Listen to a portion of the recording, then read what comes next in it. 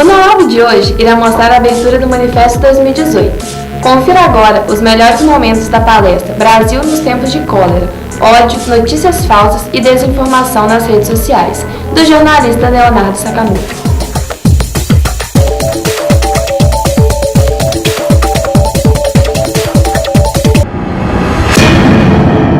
Japonês malvado manda velhinhos pro inferno. Isso aqui tá bem claro. Não precisaria nem do título. Olha aqui a cara do malvado, velhinhos, tchau. E dentro disso aqui tinha uma matéria, uma entrevista ping-pong, né? Só que o direito de resposta não foi lá muito bom. Sakamoto não disse que aposentados são inúteis à sociedade. Falo aqui com jornalistas, com futuros publicitários, pessoas de comunicação em geral. Além das profissões que vocês vão ter, vocês também podem ser educomunicadores. É claro que não é tão simples assim, fácil formação, mas vocês são potenciais educomunicadores. Vocês podem atuar na comunicação de comunidades, vocês podem atuar na comunicação nos lugares onde vocês trabalham.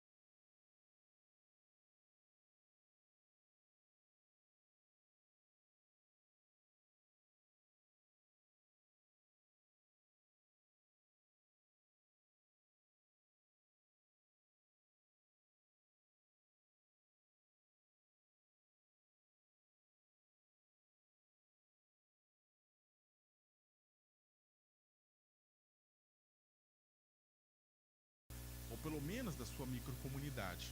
O fato é que, além desse trabalho de qualificar o debate público, há também a possibilidade de educar aquela sua microcomunidade para a comunicação digital. Gente, o que aconteceu? A gente teve o Lula, durante o governo dele, ele quis democratizar o acesso à internet através da criação de um negócio chamado computador de $100, notebook de $100. Chamou o MIT, botou o Negroponte, botou um monte de gente para discutir, e a ideia era fazer um notebook que custasse $100. Deu certo? Não. Por quê? Por onde que aconteceu, por onde ocorreu a democratização, por onde está ocorrendo a democratização do acesso à internet no Brasil? Por aqui, pelo smartphone. Legal? Não é legal isso? Eu não estou entrando no mérito disso, aqui eu estou entrando no mérito que o fato é que as pessoas estão estão acessando as redes sociais por conta do smartphone e através do smartphone. O mercado foi mais rápido, o mercado conseguiu. Quem aqui não tem celular com acesso à internet, levanta a mão. Tá vendo? Se for perguntar 20 anos isso, tipo, quem aqui não tem acesso à internet, ou quem tem acesso à internet através de computador, e as coisas iam ser muito mais difíceis. A internet, o celular, possibilitou o acesso coletivo.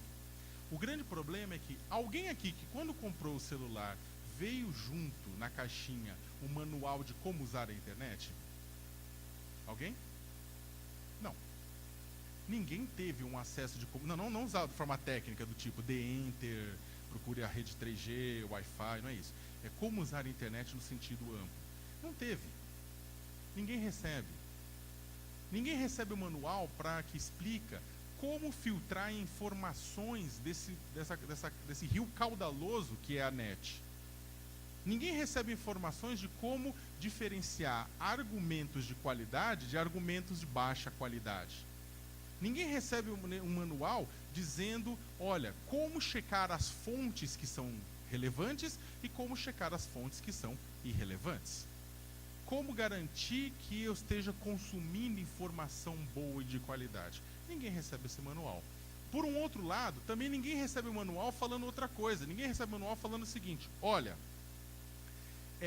tenha responsabilidade a compartilhar determinados conteúdos, tenha responsabilidade ao dar like em determinadas coisas, tenha responsabilidade ao passar adiante aquela informação daquele tio groselha da noite de Natal, que só posta porcaria e que você está achando graça e vai postar adiante para ganhar like junto ao grupo de seus amigos idiotas. Não tem um manual dizendo isso. De repente, um grupo de pessoas, grosso da sociedade, que não estava acostumado com o debate público, que não estava acostumado com outras fontes de informação, que a internet, via celular, tornou-se a primeira fonte de informação diária da vida da pessoa, tirando a TV e o rádio, primeira fonte de informação lida da pessoa, de repente essas pessoas ganham acesso ilimitado a uma grande gama de informação, mas sem nenhuma ajuda, ou sem nenhum toque, ou sem nenhum processo para contribuir para o fato de que elas possam separar o joio do trigo, ou poder ter responsabilidade em ser comunicador, porque na prática é isso. A rede social, o smartphone, dando acesso à rede social, torna cada um dos seus proprietários um comunicador, em massa. O JBS aparecia como responsável. Com isso está querendo fazer uma prova para poder comprar smartphone? Não estou falando isso. Estou falando que o poder público deveria ter há muito tempo começado um trabalho de alfabetização midiática nas escolas, pegando ensino fundamental preferencialmente, mas também ensino médio e ensino superior. Trabalhar com a sociedade desde cedo para que as pessoas possam separar o joio do trigo e saber a diferença das coisas. Não apenas um trabalho de informação midiática, mas também um trabalho grande de informação para os direitos humanos. Lembrando que direitos humanos, para quem aqui eu não precisaria explicar, mas direitos humanos não é só direito de encarcerado, que também tem seus direitos, mas ele envolve o direito de casar, o direito de ter filho, o direito de abrir um negócio, o direito de fechar um negócio, o direito de ter uma cidadania, o direito de amar quem você quiser, o direito de ter uma identidade, o direito de frequentar uma igreja, o direito de votar e ser votado, o direito de morar onde quiser, e por aí vai. Tudo isso faz parte dos artigos da Declaração Universal dos Direitos Humanos, que completa 70 anos no dia 10 de dezembro deste ano, que foi redigida após, foi promulgada em 48, após os 6 anos de terror da Segunda Guerra Mundial. Então, essa educação para os direitos humanos, que é a educação para a alteridade, a educação para conseguir se reconhecer no outro, ouvir no outro e não achar que o outro é alguém menor do que você porque quebra o ovo de um lado diferente, é fundamental e também tem que ser ensinado nas escolas e também tem em vocês, comunicadores, uma peça importante. Eu sempre falo uma coisa, que falta amor no mundo, mas falta interpretação de texto também. Aliás, eu acho que falta mais interpretação de texto do que amor no mundo. As pessoas se amam demais, mas interpretam de menos. Por que eu falo isso? Porque dia desse eu estava tendo um debate em Brasília a respeito de redes sociais, de fake news, e eu falei, gente, o problema não são tanto as fake news. O problema é anterior. O problema é que as pessoas não sabem o que são news. As pessoas não sabem a diferença de um texto opinativo de um texto narrativo. A maior parte da população não faz diferença alguma se é uma reportagem, uma notícia, um editorial ou um artigo. Não faz diferença. Boa parte das brigas que eu recebo no meu e-mail são assim: Sakamoto, você é mentiroso, economista, professor universitário, de universidade grande, que dá aula dentro e fora do Brasil, fala, você é um mentiroso, porque isso não é assim. Aí eu até dialogo com a pessoa e falo, não, mas peraí, isso aqui é minha análise considerando tais e tais e tais autores. Tá, mas esses autores não levam a nada, eles são mentira. Eu falei, para tudo. Você está vendo que isso aqui não é um texto que eu estou afirmando? Você está afirmando? Não. Isso aqui é um texto com a minha opinião. Está lá escrito, onde é que está isso? Está aqui, ó, começa aqui, na minha opinião. Ou segundo tal pessoa. Gente, isso aqui é um texto opinativo, é uma análise. Só que as pessoas acham que muitas pessoas acham que análise e notícia é a mesma coisa. Tanto é que quando as pessoas vão te parabenizar, gostei do teu artigo. Não importa o que você escreva, é artigo. Né? A pessoa faz um bolo lindo, é pão. Né? Eu fiz uma panqueca, é pão. Uma coisa é pão, você faz pão. Isso é besteira. Não é. Isso não é besteira. A gente tem um déficit muito grande na formação de interpretação de texto, de compreensão da língua.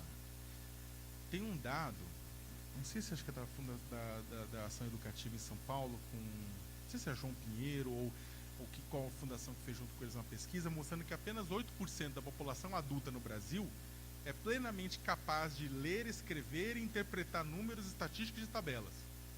8%. Por quê? Porque as pessoas não interpretam, as pessoas não leem. E ao ler errado... o que é ler errado? É você não conseguir decodificar aquele conteúdo que está circulando.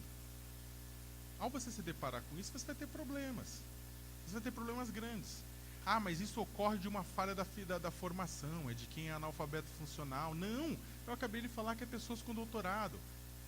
Infelizmente, a falha na formação, ele independe da classe social. É claro que ela ocorre mais na classe social que não teve acesso a bancos escolares. A classe social não, as pessoas que não tiveram acesso a bancos escolares, que são, na sua maioria, pessoas mais pobres. Agora, não significa que a quantidade de gente rica que está falando groselha, interpretando o texto de forma equivocada também é um absurdo. Então a gente tinha que olhar também para a formação, para a nossa formação básica como língua. As pessoas não estão se entendendo. É claro que, ironia, eu sou um cara que usa muita ironia nos meus textos. Eu sei que é pecado na internet, um amigo meu que estuda ironia, olha que engraçado, ele é doutor em ironia, que ironia é isso? Ele, lá pela PUC São Paulo, e ele falou, saca, o milagre não é as pessoas... o milagre não é alguém não entender a ironia na internet. O grande milagre é alguém entender. Porque para você entender a ironia, o que é? É você dobrar o sentido original de alguma coisa na prática. Né? Então, para você dobrar aquele sentido, você precisa que aquela pessoa saiba o sentido original para, a partir daí, dobrar o sentido. Eu fiz um texto dia desse na rede, bem sarcástico, no dia que o que aconteceu aquela aberração que atacaram a tiros o acampamento dos simpatizantes do ex-presidente Lula em Curitiba,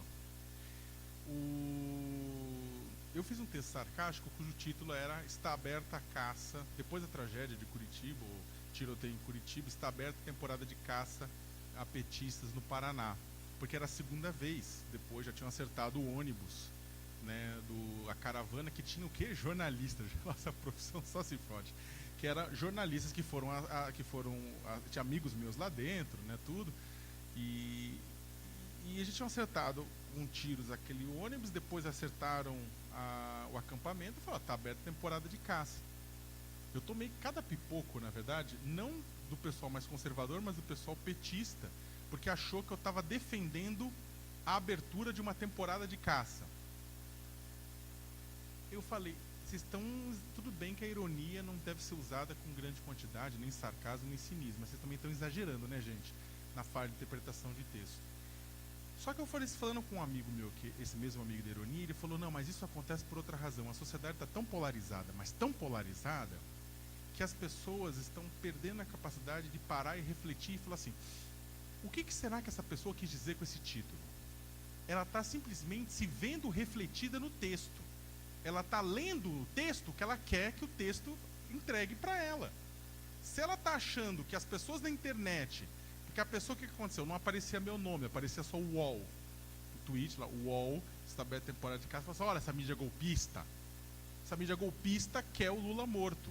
Aí quando viram meu nome, falaram, bem, o Sakamoto mandou mal, não devia ter usado. Na verdade, as pessoas estão parando de refletir, pensar e raciocinar a respeito dos textos. Eu vou passar rápido aqui por uma parte que eu queria que vocês lessem, senão a gente vai... Acho que vai demorar muito e eu vou acabar perdendo o bonde aqui para encerrar. Eu vou até me ater a um texto, porque senão vai embora. Tem 4 perguntas que eu acho que... espero não ter escrito errado. 4 perguntas para nortear o debate. A respeito de fake news e desinformação. Que aí eu queria fazer algumas considerações para vocês. Primeiro, quais definições de fake news são cabíveis?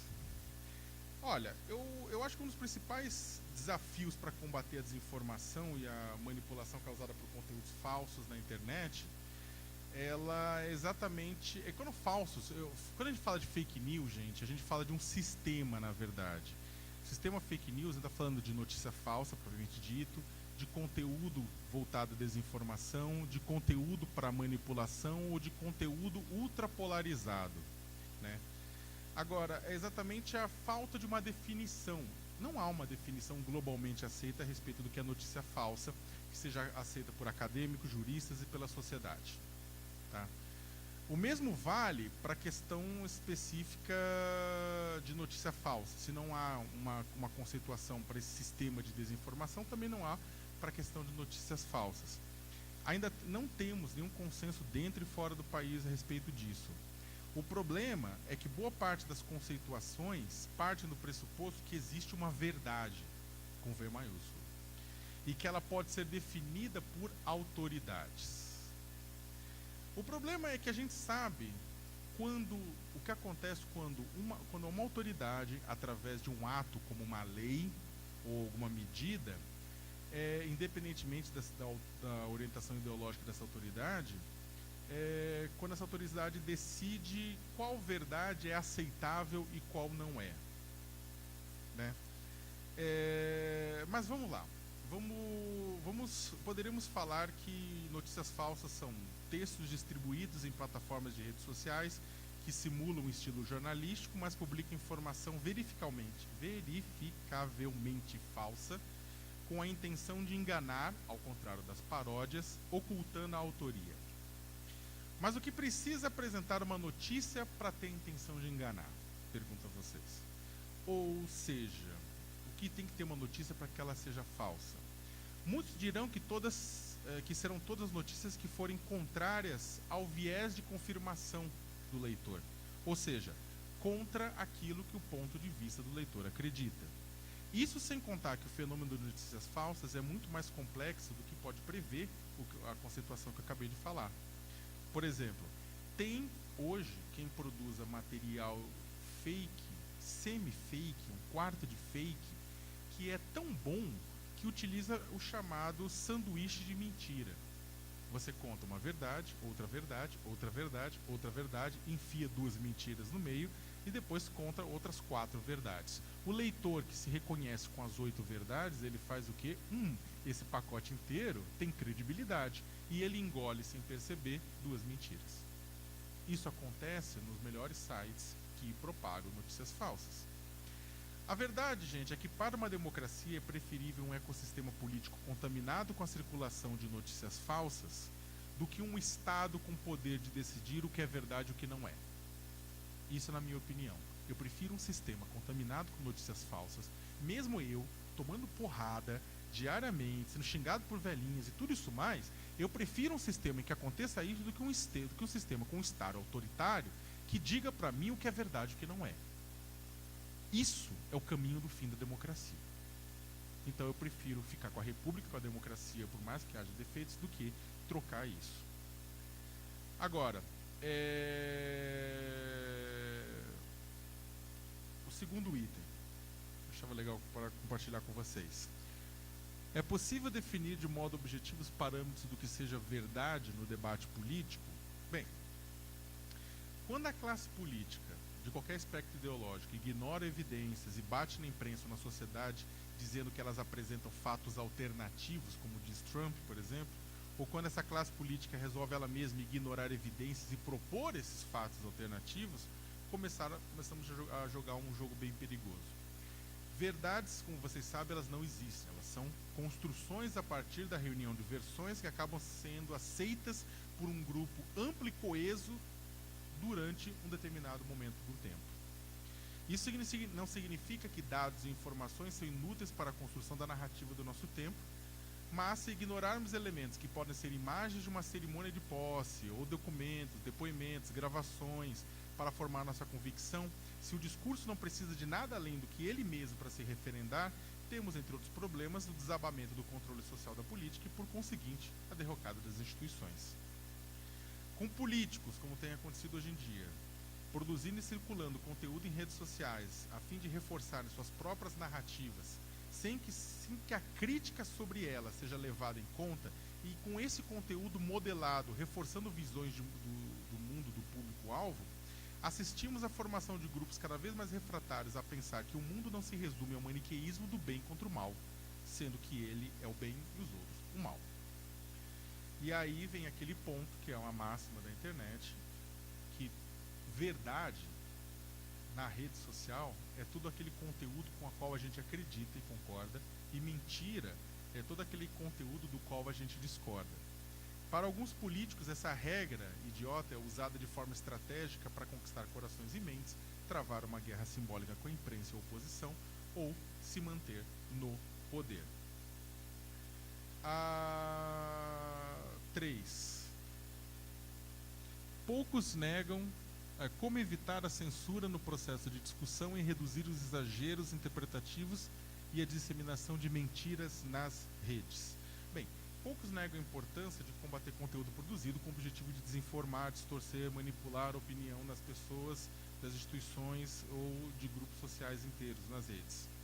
Mas olha, eu repito o que eu já falei antes, qualquer proposta do Estado no sentido de definir o que é verdade e o que é mentira, que permita a censura de conteúdo sem decisão judicial, que prejudique a mídia alternativa e comunitária, criminalize quem inadvertidamente compartilha conteúdo falso, apenas aprofunda o problema e retira direitos dos cidadãos. Tem um ponto que eu acho que a gente tem que avançar. Por exemplo, se a sociedade brasileira, se o governo do país estiver realmente interessado em combater notícias falsas e todo o seu sistema nas eleições, ele deveria garantir transparência total. Por exemplo, garantindo que não existam dark posts, postagens pagas direcionadas a um público específico que o resto da população não consegue ver, ou demandando que as plataformas de redes sociais informem quem são os responsáveis por pagar o impulsionamento de postagens que não se encaixam em propaganda de uma campanha, mas que beneficiam ou prejudicam os candidatos, e não abrindo portas para o cerceamento de liberdade pura e simples. Tem um ponto, e aí eu termino para a gente entrar para as perguntas, que acho que talvez seja um dos mais importantes. Quais medidas democráticas são possíveis para detectar e conter o discurso de ódio em plataformas? Antes de mais nada, é preciso a gente lembrar de uma coisa. O direito a livre exercício de opinião e de pensamento são garantidos pela nossa Constituição e pela Declaração Universal dos Direitos Humanos, por uma série de tratados internacionais das quais o Brasil é signatário. Contudo, a liberdade de expressão não é um direito absoluto. Não existem direitos absolutos. Sabe aquela ladainha que você viu? A liberdade de expressão é absoluta, não mexa com ela, é mentira. Nem a vida é um direito absoluto, pois se a vida fosse direito absoluto, não haveria legítima defesa. Se alguém tentasse te matar e você, sem querer, matasse a pessoa no intuito de se defender, você ficaria 30 anos preso. E não é assim que acontece, porque existe legítima defesa. Então a vida não é um bem absoluto. Da mesma forma como... Bem, a gente não vou entrar no mérito de vários outros casos, mas o fato é que a partir do momento que alguém abusa da sua liberdade de expressão, indo além de expor a opinião e acaba atribuindo crimes a quem não cometeu, espalhando ódio, incitando a violência a grupos e principalmente a minorias em direitos, isso pode trazer graves consequências à dignidade alheia, como tem acontecido. Agora, tem um ponto importantíssimo, que apesar da liberdade de expressão ter limites, a liberdade de expressão não admite censura prévia. Ou seja, ninguém pode ser proibido de antemão a falar qualquer coisa. Se alguém quer publicar uma biografia, tem ruim, publique. Quer publicar um texto difamatório, publique. Contudo, se ele não aceita censura prévia, ele demanda responsabilidade, novamente aquela palavrinha. Então, o que significa que as pessoas são responsáveis pelo impacto que a divulgação de suas opiniões causa. E toda pessoa que caluniar, difamar, injuriar, já está sujeita a sofrer consequências na lei brasileira. Pagar uma indenização, ir para a cadeia, perder o emprego, ter candidatura cassada. Já está previsto tudo isso. O problema é colocar em prática. Ou seja, já temos os instrumentos na lei brasileira para combater o ódio e a intolerância. Precisamos colocar em prática e não criar instrumentos que podem, sim, mexer com a liberdade das pessoas ao dizer, você não pode falar isso porque você é um emissor de ódio. Não, que fale. Que fale. E que seja punido a posteriori, caso a fala dele tenha sido chamar a violência contra um grupo de pessoas. Durante as eleições de 2014, durante o primeiro turno, no debate da Record, o senhor Levi Aerotrem Fidelix fez aquela famosa, né, declaração a respeito do aparelho excretor, que não reproduz, só ele não sabia. E ele chamou em determinado momento, falou para as pessoas de bem, vamos enfrentar essas pessoas, vamos enfrentar a população LGBT, né, porque a sociedade seria deles, seria das pessoas de bem. E aquele discurso, ele foi interrompido? Ele não foi interrompido. Ele quis falar, ele falou. Qual que é a consequência disso? Depois ele foi processado e ele acabou sendo... Uma das punições que eu me lembro foi que o próprio Poder Executivo do Estado de São Paulo, que não é reconhecido pelo ser o estado mais progressista da União, mas o Estado de São Paulo acabou punindo ele, acabou multando ele pesadamente por conta disso, por conta de incitar ódio contra a população LGBT. Então, ou seja, a gente já tem como atuar com isso. Se a gente conseguir aprofundar, responsabilizar as plataformas, como o Facebook, o Twitter, o Instagram. Não estou falando responsabilizar individualmente, estou falando para engajar eles mais, para aumentar a transparência com relação à publicidade, com relação às suas postagens, atuarem no combate a perfis falsos, atuarem no combate a pessoas que possuem 2, 3, 4 perfis, atuarem no combate ao anonimato de postagens. A gente vai poder avançar, porque se as postagens não forem anônimas, nós podemos processar aqueles que ofenderam minorias, que cometeram ódio. Agora, só para terminar, de uma forma talvez não muito para cima, é claro que tudo que eu estou falando é enxugar gelo pensando nas eleições de outubro, uma vez que Facebook recebe milhares de denúncias por dia. Ou seja, remover perfil e remover conteúdo um a um não dá. A verdade é que se a gente fica pensando em remover conteúdo um a um, quando uma mentira já ganhou o tamanho de uma mentira como a da Marielle, já vem outra atrás, e depois outra, e depois outra, e depois outra. Portanto, a gente tem que, na minha opinião sincera, a gente tem que atuar menos nas consequências e mais nas causas, no caso da indústria de notícias falsas. Ou seja, reduzir a ultrapolarização política, como eu falei, garantir espaços para o desenvolvimento da empatia do debate público, aumentar a pluralidade nas timelines e alfabetizar as pessoas para a mídia e para o diálogo, principalmente os mais jovens. Além de uma regulação das plataformas, é claro, como já citado, o que é um processo demorado, mas que é o único que pode gerar uma saída. Eu acho que é possível a gente resgatar aquele velho sonho da internet, que era um sonho bonito, que era o sonho que a internet ia ter um papel redentor. A internet ela é um instrumento, a gente pode usar a tecnologia nuclear para curar doenças ou para explodir uma cidade inteira. A internet é a mesma coisa, é uma plataforma. A culpa não é da internet, a culpa é do que fazemos dela e de como a utilizamos. Eu acho que a gente pode reverter e pode garantir que aquele velho sonho de utilizar o mundo digital para ampliar fronteiras e diminuir hegemonias é possível, mas vai levar talvez uma geração. Gente, sugestões eu deixei a minha por último com uma forma bem ególatra, mas são 5 livros sobre ódio e intolerância também nas redes sociais. Não fala das redes sociais, mas fala sobre ódio e intolerância, mas é útil para entender o que acontece nas redes sociais. Eichmann em Jerusalém, um relato sobre a banalidade do mal. Quem não leu essa porra, leia, por favor. Para educar crianças feministas, um manifesto, homens, leiam. Linchamentos, a justiça popular no Brasil, José de Souza Martins. Unspoon, Firing Facts in a World of Disinformation. Muito legal também, um livretinho, dá para comprar pela internet também, de formato digital. E um livro aqui de um cretino chamado O que Aprendi Sendo Xingado na Internet, que é bem legal.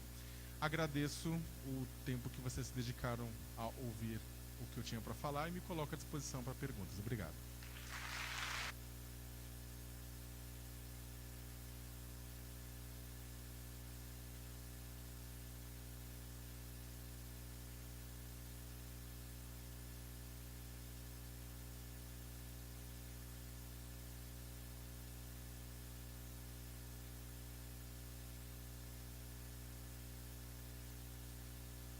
Obrigada, Leonardo. Nós que agradecemos. Eu vou chamar o professor Mosair Salomão Bruck para mediar o debate e fazer a primeira pergunta. E, gente, o Leonardo ele pega o voo daqui a pouco, 10h15, ele volta para São Paulo, ele dá aula amanhã cedo. Então, assim, a gente teve várias perguntas, mas, infelizmente, não conseguiremos fazer todas. Senta aqui, Mosair. Então, passo a palavra para o Mosair e faremos as perguntas que a gente der conta até o horário do Sakamoto ir. Tá bom? 9. Tá bom. Tá. Boa noite, viu, gente? Agradecer a Viviane, a honra e alegria te ouvir, viu, Sakamoto? Muito bacana. Alegria mesmo com tanta coisa complexa. Na sua fala, enquanto a gente organiza as perguntas aqui, na sua fala, você menciona, se eu não estou enganado, pelo menos só uma vez a questão da grande imprensa, quando você fala dos fact-checkers.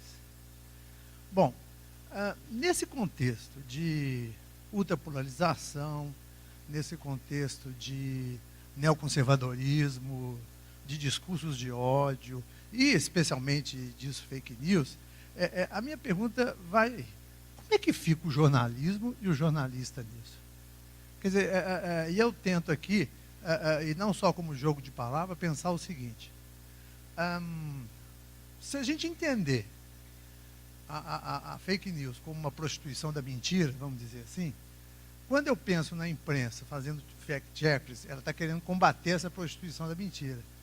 Mas ela não deveria estar preocupada também em combater a prostituição do jornalismo sério? A pergunta é excelente e pena que a gente não tem 2 dias para responder, na verdade. Tem uma discussão, primeiro com relação à questão do conceito, né, de fake news. Existe uma briga muito grande a respeito do conceito de fake news, tipo, se o conceito de fake news, o que ele abrange, até onde ele vai. Nos conceitos que eu gosto de usar, é fundamental, como até eu li uma hora lá, por isso que eu li, porque senão, se eu não fosse ler isso aí, eu ia ficar até amanhã falando para vocês. Na hora que eu li o conceito, eu trato da questão da fake news como... Deixa eu até pegar aqui, resgatar, que é mais fácil. Espera só um pouquinho, gente. Aqui. Textos distribuídos em plataformas de redes sociais que emulam o estilo jornalístico, mas publicam informação verificavelmente falsa, com a intenção de enganar, ao contrário das paródias, ocultando a autoria. Eu sou daquela linha que acaba trabalhando o fato de que fake news, ela é eminentemente, ela para ocorrer, ela depende de plataformas de redes sociais emulando o estilo jornalístico. Ou seja, o que a gente chama de fake news, esse fenômeno de fake news, ele é recente. Agora, a mentira no jornalismo nasce com o jornalismo. Aí está o ponto. A mentira, a distorção, o boato, a manipulação nasce com o jornalismo, né? É que eu acho que eu não incluiria o boato, manipulação e mentiras anteriores à criação da rede social e que não utilizam a rede social como principal plataforma de formação dentro disso. Agora, a verdade é que a imprensa brasileira, ela é vários veículos de comunicação, não vou fulanizar, mas vários veículos de comunicação da grande imprensa brasileira são bastante responsáveis pelo clima de loucura e de histeria que aconteceu. O fato de que durante as manifestações, por exemplo, pró-impeachment, a própria Globo bombou, né, as manifestações, davam flashes de tempo em tempo, chamando as pessoas aí para a rua. Isso, na verdade, isso exacerbou em muito a função jornalística. Eles não estavam dando um serviço, eles estavam fazendo convocação. E eu não estou falando que você pode ser a favor ou contra o governo Dilma Rousseff. Eu achei o governo Dilma Rousseff um governo extremamente problemático para movimentos sociais, comunidades tradicionais, trabalhadores rurais e tantos outros grupos com os quais eu trabalho diretamente. Agora, o que houve por parte dos veículos de comunicação foi muito além do jornalismo. E eles contribuíram, claro, para chegar nesse clima de polarização agora. Muitos dos veículos, inclusive, agora abraçam a pauta das fake news como uma espécie de redenção. Por quê? Por um outro motivo, na verdade. Eles perceberam que muitas pessoas, como eu comentei com vocês logo no começo, boa parte das pessoas já utiliza as redes sociais, aquele chorume das redes sociais, anônimo, sem qualidade nenhuma, como sua principal fonte de informação, corroendo a base de leitores, de ouvintes ou de telespectadores dos veículos tradicionais. Eles estão lutando contra as fake news, na verdade, que estão lutando contra determinadas plataformas digitais, estão lutando pela sobrevivência deles, porque eles perceberam que eles estão se tornando irrelevantes. Apesar de que o jornalismo nunca foi tão relevante para combater as fake news. Só que aí que está o grande ponto. A gente precisa fazer jornalismo. E tem muita gente boa nos veículos de comunicação tradicional fazendo jornalismo, né, e combatendo, inclusive, fake news. Só que tem muita gente também ajudando e alimentando elas. Uma pergunta aqui de Marco Túlio Jacques. Vivemos em um contexto de empobrecimento do discurso, aumento de posturas e personagens fascistas e esvaziamento crítico da política representativa. Como enxergar na universidade, detentora da institucionalização do ensino, um espaço para resgatar a potência crítica do jornalismo? Eu passo o tempo inteiro na própria PUC, lá conversando com os meus colegas, eu fico discutindo qual que seria o futuro da faculdade de jornalismo. Uma vez que a própria profissão do jornalista, a gente acabou de passar, a PUC também, por uma mudança curricular, e na hora que a gente implementa a mudança curricular, a própria mudança já fala, puxa, mas está faltando coisa considerando os desafios que a gente tem de agora em diante. Eu acho que não há sucesso para o jornalismo, não há futuro para o jornalismo que não passe por uma conexão muito estreita com a população. Ou seja, durante muito tempo, quando você tinha uma desconexão do teu público, quando você podia publicar o que você queria que o público ia ter que consumir sem reclamar, se tivesse que reclamar ia ser por carta só e olhe lá, né? Demorava semanas para chegar a tua reclamação. Os veículos de comunicação tinham, naquele momento, os veículos de comunicação tinham uma posição de destaque na sociedade, fazendo intermediação entre os diferentes grupos, as diferentes pessoas. Eles faziam intermediação, a mediação do conteúdo na sociedade. Hoje não mais. E nem na publicidade, vamos ser sinceros aqui. Branded content, né? Aliás, aprendam, né? Como os publicitários aqui presentes aprendam a... Isso porque é o seguinte, você está inclusive tendo a própria agência de publicidade, não só o veículo de comunicação como veículo que transporta a publicidade, mas a própria agência está caindo está perdendo força em detrimento das mudanças, né?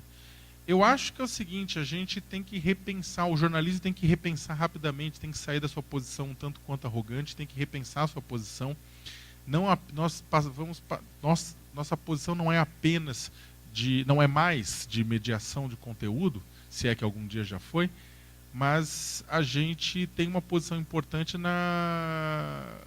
além claro, da curadoria de conteúdos, além da checagem de conteúdos, mas também na ajuda do debate público. A gente tem um papel fundamental de trabalhar junto com o público-alvo das nossas publicações, ajudando a qualificar o debate que eles estão travando, independentemente da gente. Você está dando para entender, mas o debate está acontecendo, o debate vai ocorrer com esses públicos, independente do jornalismo, não. A gente tem um papel fundamental de qualificar esse debate. Não é promover, é qualificar esse debate.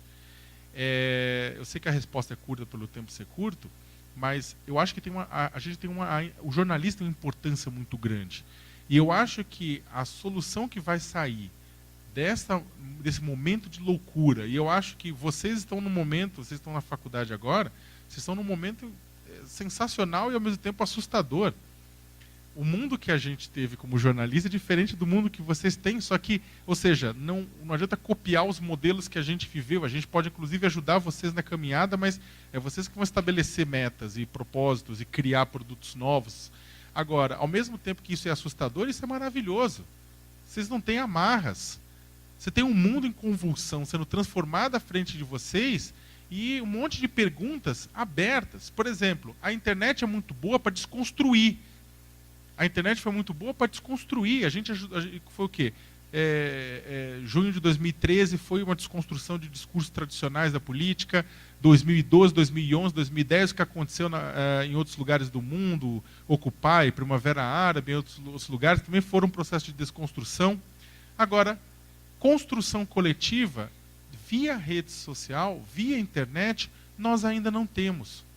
Nós não temos uma dificuldade muito grande de ter ferramentas de construção coletiva. O jornalismo pode contribuir de sobremaneira com a construção coletiva via rede social. A gente precisa aprender como, a gente precisa sentar com os nossos leitores e entender qual é o caminho. E eu acho que ninguém melhor do que a geração de vocês para isso. Muito bem. Há outra aqui, duas perguntas, mas que de algum modo você já as respondeu, seja na fala ou aqui. Não, mas pronto, já estão atendidas. E a Viviane está me cobrando aqui o horário. Nós vamos agradecer muito, viu, Sacão? Bom, há aqui essa... Você tem mais aí? Porque essa pergunta aqui, de algum modo, ele respondeu que diz respeito à contribuição da imprensa. Aqui, eu gostaria que você comentasse sobre o episódio do carimbo, Lula livre nas notas, e se possível, sobre um vídeo que circulou sobre Lázaro Ramos e o Criolo, se for do seu conhecimento. Do Lázaro e do Criolo, eu não vi esse vídeo. Desculpa, gente, perdão mesmo, eu não vi, não fiquei sabendo. Acho que eu estava doente na hora. Agora, o negócio do carimbo das notas, eu tenho uma opinião, eu vou dar uma opinião um pouco externa a isso. Gente, eu acho que a gente está se dedicando muito tempo em coisas que não merecem nosso tempo, na verdade. Eu discuti com amigos meus, que são inclusive próximos ao Lula, e eu falei, velho, vocês estão falando sério? Que vocês estão... Não, Léo, mas a ideia é mostrar a insatisfação popular, o tamanho da insatisfação popular. Falei, carimbando nota. Eu falei, por que não vai mobilizar a gente? Sabe o que está faltando, na verdade? Sabe o que é o grande problema? Um problema. Sabe o que está faltando, na verdade, para a esquerda brasileira? Trabalho de base. Seja digital ou seja offline, online ou offline, não importa. Trabalho de base está faltando. Vamos parar de carimbar nota e vamos para a periferia. Ah, mas você já faz isso? Eu nasci na periferia, desculpa. Eu fiquei até os 27 anos no Jardim Pirajussara, lá do Campo Limpo.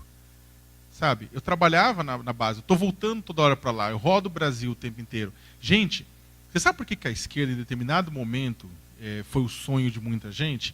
Porque a esquerda conseguiu arregimentar, conseguiu entender as demandas das pessoas e conseguiu traduzir isso em política em determinado momento. Só que para isso demanda base, porque demanda debate com as pessoas, demanda uma construção coletiva com as pessoas. O que isso tem a ver com carimbo? Por que isso tem a ver com carimbo? Porque não é só o carimbo. A quantidade de debates inúteis que a gente se junta diariamente, semanalmente, mensalmente, daria para ter encontrado a cura do câncer. 2 vezes. Desculpa te chamar de quem está tocando e carimbando a nota, legal, eu não estou falando que isso é inútil, estou falando que quer fazer isso? Faz, beleza. Estou falando que o debate sobre o carimbo, e o carimbo do carimbo, e o carimbo do carimbo do carimbo, sabe, coloca uma cela na frente, coloca não sei o que lá, e que absurdo. Gente, enquanto isso, tem um trabalho muito... Desculpa, não vai ter formação básica. Não vai ter formação básica você pegar com um carimbo de uma nota, não vai chegar na mão de uma pessoa da periferia aqui de BH e vai falar, meu Deus, com esse carimbo agora eu entendi toda a exploração do trabalho. Agora eu entendi... Até está dando dinheiro, né? Tipo, gente, está faltando, sabe o quê? Está faltando formação básica, está faltando debate, está faltando diálogo. Mais diálogo, menos carimbo. Sabe? E não é só o carimbo, gente. Teve... Essa história que eu não falei daquele título do texto, lá de que tá aberta a temporada de caças petistas aqui, depois eu vi no meu Twitter, é que eu pouco interajo assim no Twitter, mas eu olhei o Twitter assim, e eu falei, velho, tinha milhares de tweets tratando do meu título no lado da esquerda. Aí eu falei, imagina se a quantidade de tempo tivesse sido gasto, e no final... 2, 3 pessoas resumiram bem. Uma das pessoas que foram corajosas, ficaram no debate até o final, falando, mas por que a gente debateu isso? Ah, sei lá, é legal debater. Gente, vamos canalizar a energia para reconstruir um país, que a gente tem um país em destroços. Né? E reconstruir um país, ele pode ser feito online e offline, as 2 coisas ao mesmo tempo. Não precisa você isso aqui, precisa, a gente precisa batalhar por pontes, por formação, por diálogo, né? Ah, mas a guerra simbólica é fundamental. Concordo. Mas eu acho que a guerra simbólica seria mais importante se, neste momento, nós estivéssemos criando saídas e um projeto de país que pudesse representar simbolicamente uma alternativa de país, de Brasil. E isso a gente está cada vez mais longe. Pronto. Gente, Leonardo, muitíssimo obrigada. Agradeço você em nome dos nossos alunos, do corpo docente. Volte sempre. Muito bom. Valeu.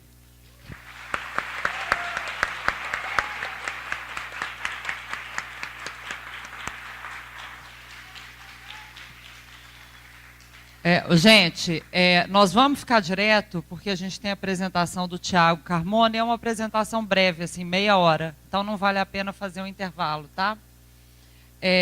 Eu convido ao palco, então, Thiago Carmona, para o stand-up. Claro. Eles nem saíram, eu já estou chamando o outro, né?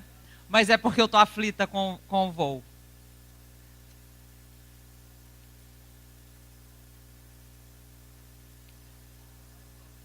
Por aí. Eu já estou indo lá.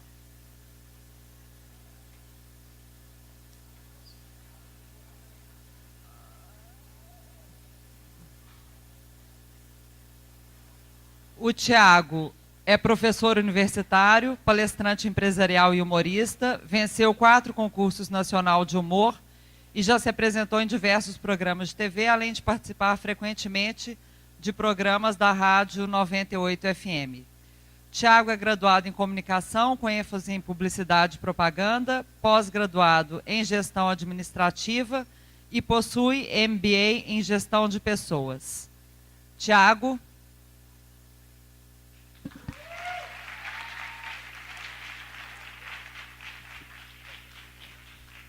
Olá. Boa noite.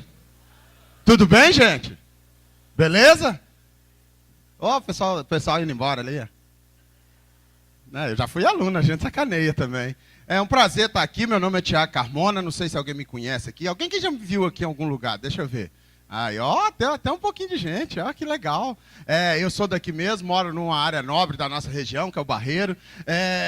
Quem é do Barreiro aí? Alguém do Barreiro? Deixa eu ver aí, ó, os barreirenses orgulhosos aqui. Eu sou nascido e criado no Barreiro, adoro o Barreiro, de verdade. Hoje eu trabalho com comédia, sou humorista, mas eu sou formado em publicidade. Sei que aqui a maior parte do pessoal da área de comunicação, é isso mesmo, não é? E eu comecei minha carreira no humor, eu fui no Faustão, eu ganhei um carro no Faustão. É um Ford Ka. É a primeira mensagem que eu deixo para vocês. Até quando a vida é boa, pode ser uma merda, né? Aí você vê. Nada contra o Ford Ka. Não, mas imagina um negão de quase 2 metros indo lá em São Paulo buscar um Ford Ka. E não é o Ford Ka de hoje, sabe? É daquele de 2010. Sabe? O joelho bate no volante. O banco fica lá atrás. Para fraturar o pescoço, você não precisa capotar.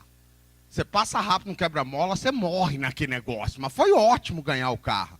E eu comecei a trabalhar na comédia. Quando eu fui no Faustão, eu uso muito a comunicação, que eu trabalho com a comunicação. Eu acho que a gente tem que comunicar muito bem. Vocês são comunicadores, então usem essa ferramenta para comunicar bem, para não fazer pergunta e coisa que faz raiva na gente. Por exemplo, às vezes na comunicação você não dá o crédito para o outro de uma coisa. Esses dias um amigo meu chegou perto de mim e falou: como é que é o nome daquele cara que fez o filme Poderoso Chefão?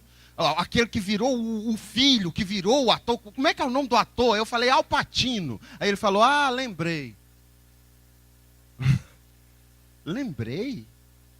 Que Alzheimer é esse, velho? Que você esquece e me pergunta, eu te falo, você esquece que me perguntou e acha que lembrou. Sabe, tem que ser muito doido, né? Às vezes a gente é exagerado na forma que a gente comunica. Eu tenho um amigo meu que tudo dele é a pior coisa da vida. Não, tudo dele. Esse dia nós estávamos subindo a escada, ele falou: pô, errou o degrau. Ele falou: não, a pior coisa da vida é quando a gente vai pisar achando que tem um degrau e não tem. Eu falei: é ruim, mas a pior coisa da vida não é. Né? Você fala isso porque você nunca pisou achando que tinha um elevador. Aí você vai ver o que vai acontecer. Eu falo que a comunicação é um trem tão importante que eu vejo isso nas propagandas. As propagandas ensinam... Porque, gente, pensa comigo aqui. Tem propaganda que não fala nada com nada e vende. Imagina se você começar a falar coisa com lógica. E eu vou provar que não fala nada com nada e vende. Minuano rende mais porque tem a força dos minus. O que é um minu? Alguém já teve num boteco? Mata aquele minu que passou correndo aqui, ó. Eu sei o que é anu, eu sei o que é urubu, eu sei o que é tomar, mas minu eu não sei o que é. Né? Nós temos uma propaganda aqui da nossa terra que é ótima. Cemitério, Parque, Bosque da Esperança. O nome do cemitério não dá uma vontade de morrer? Não, fala sério, o que é um cemitério-parque? Você enterra seu tio enquanto os meninos estão brincando na roda gigante? Vamos fazer piquenique hoje aonde? Na catacumba do vovô, ei, vai todo mundo para lá. Agora, o slogan que toca na alma da gente, o slogan vai fundo. Você acorda um domingo de manhã feliz, liga a televisão, tá passando aquele campo verdinho, a imagem aérea, naquela lagoa no meio, não sei para que a lagoa. Deve ser para lavar a alma. E vem o slogan: Cemitério, Parque, Bosque da Esperança. Se você não sabe quando, pelo menos saiba aonde. Não dá vontade de comprar uma sepultura? Pensa aí, olha o desejo que deu de levantar aí e comprar, tirar uma foto, botar no Facebook do lado da cova, assim, ou então no bumerangue do Instagram, você entra dentro da cova, fora da cova, dentro da cova. Que doideira! E funciona, velho, e tá vendendo. O Bombril mente pra gente desde que eu sou criança. Bombril, 1001 utilidades. 1001. É utilidade pra caramba. Eu fui pesquisar. Eu descobri que a gente usa o Bombril para lavar as coisas.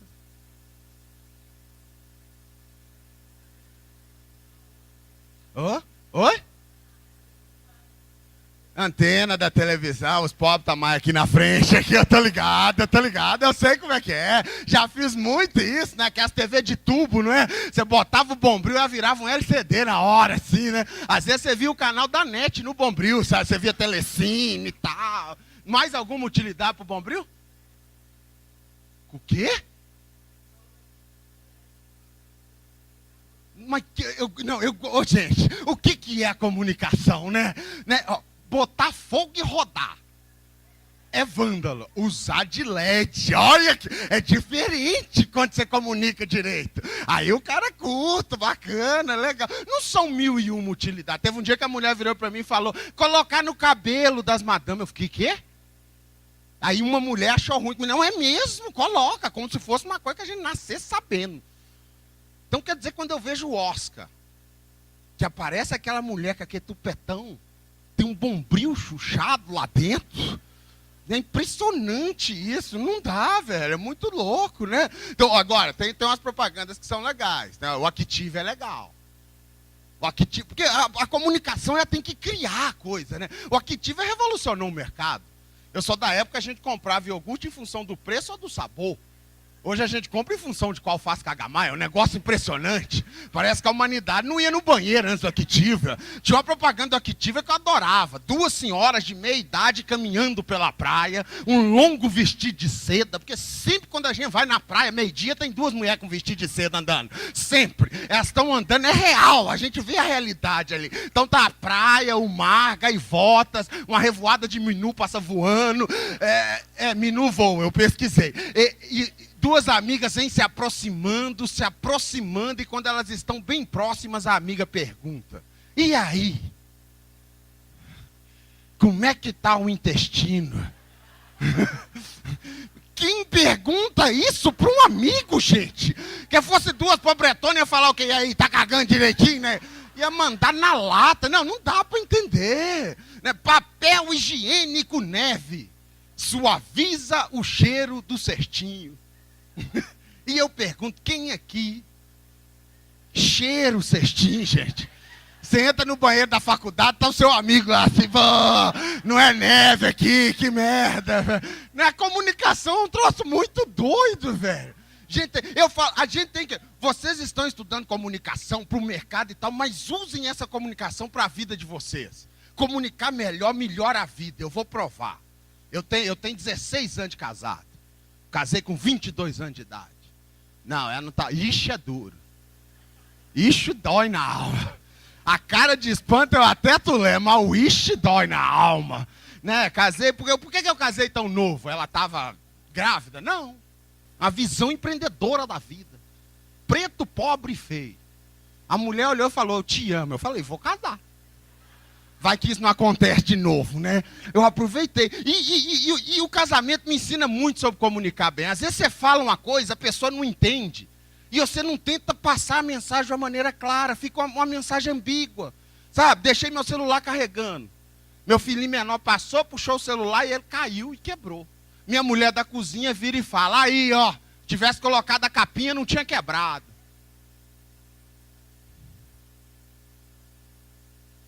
Até hoje, eu não sei de qual capinha ela estava falando.